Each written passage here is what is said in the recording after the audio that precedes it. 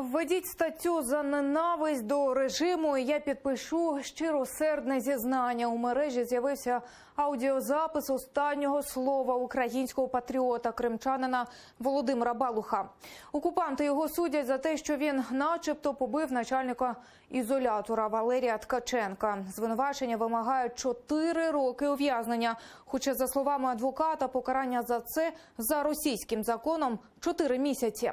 В знак протесту Володимир Балух голодує вже 107 днів. У СІЗО втратив понад 30 кілограмів. Цей процес Балух вважає переслідуванням за любов до батьківщини і бажанням показово покарати його за невизнання окупації.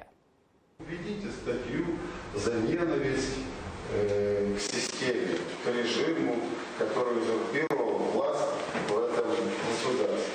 Я подпишусь под каждым своим, напишу чистосердечное признание. Я уже говорил, заплатить за любовь к родине и к родным,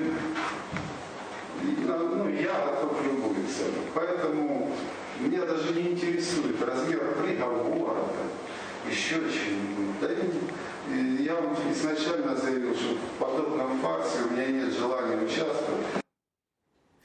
Раніше окупанти, начебто за незаконне зберігання зброї, засудили Володимира Балуха до 3 років і 5 місяців колонії поселення та штрафували на 10 тисяч рублів.